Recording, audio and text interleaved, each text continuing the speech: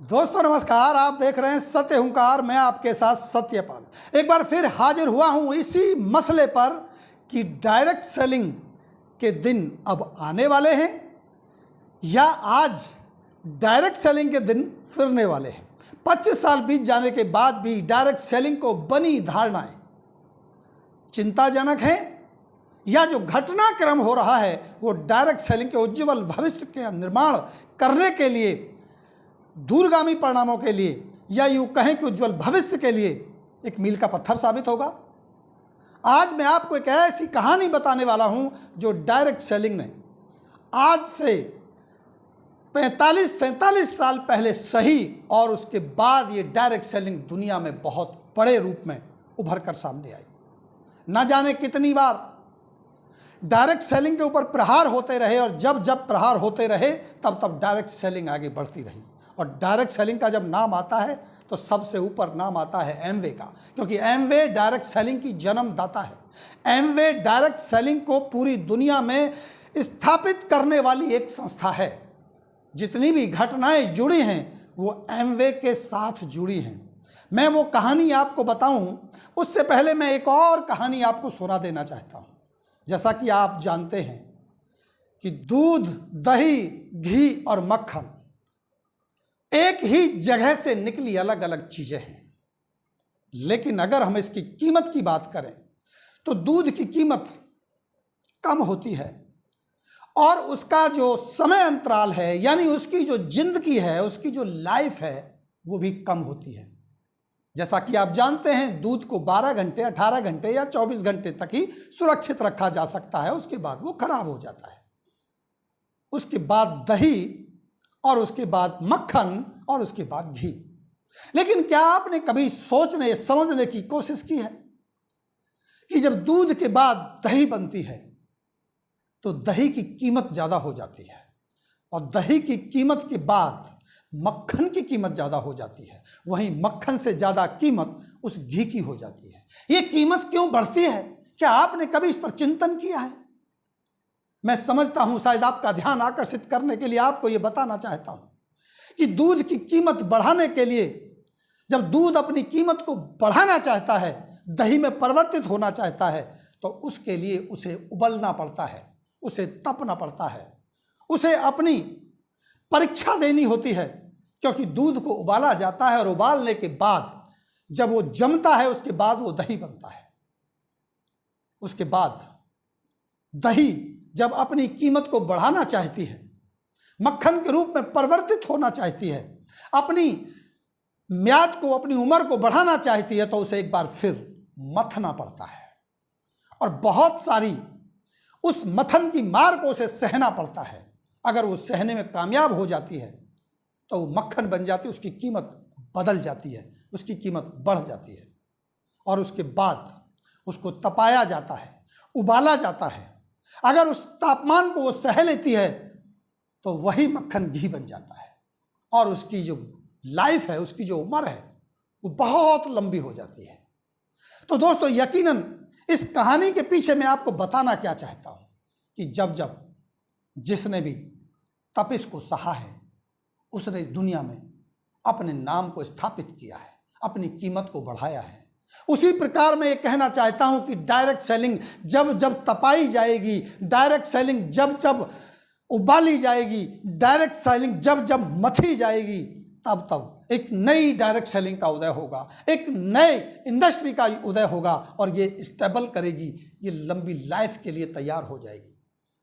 ये अलग बात है कि भारत में 25 साल बीत जाने के बाद भी आज भी ये उस मथने को सह रही है, उस दर्द को सह रही है, लेकिन क्या ये अंत आ चुका है? मुझे नहीं लगता।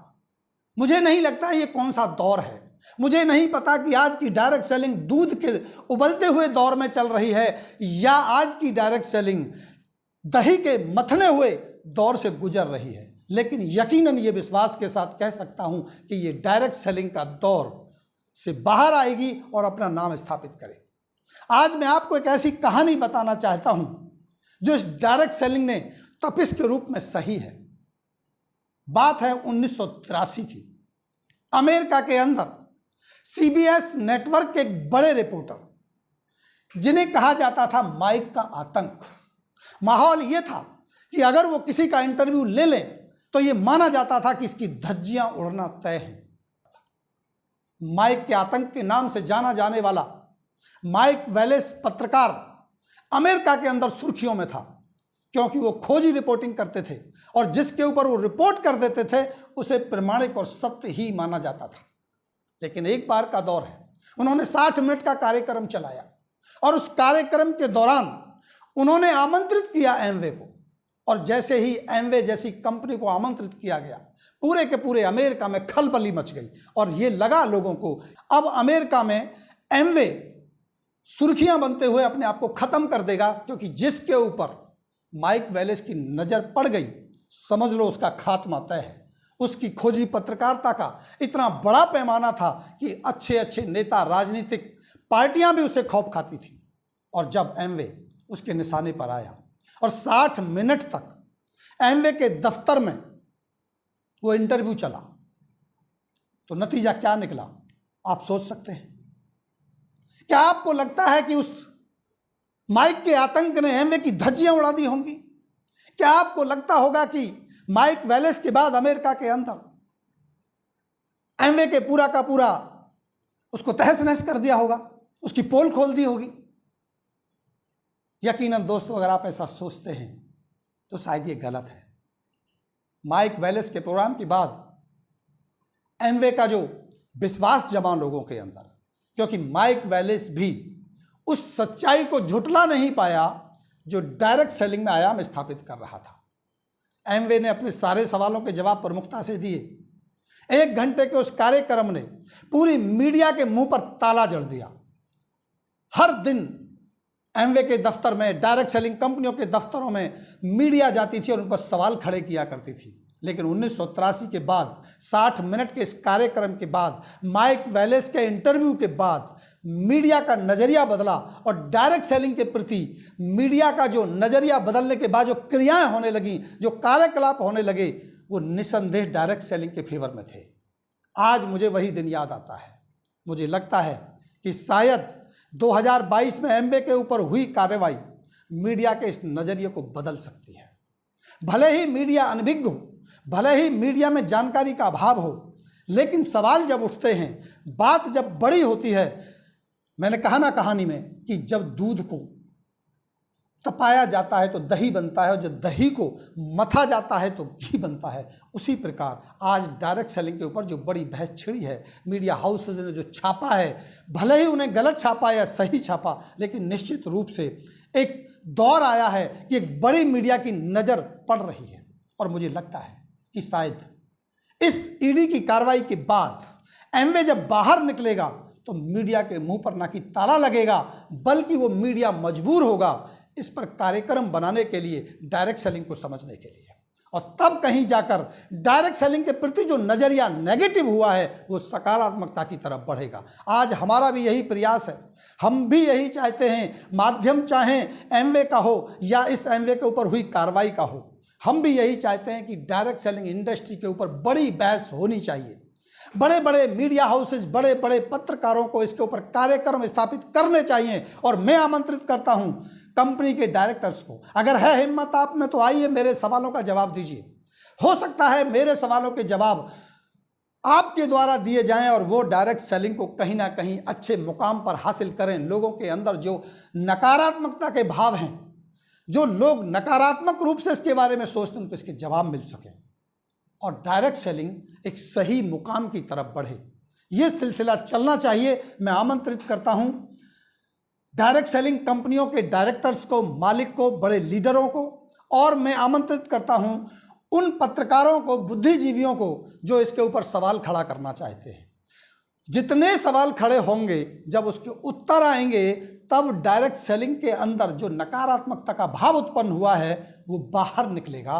तब जाके कहीं डायरेक्ट सेलिंग को सही मुकाम पर, सही पड़ाव पर लाया जा सकता है। तो 1983 की घटना ने अमेरिका में एमवे के इतिहास को बदल दिया। 1983 की घटना ने अमेरिका में डायरेक्ट सेलिंग के इतिहास को बदल दिया।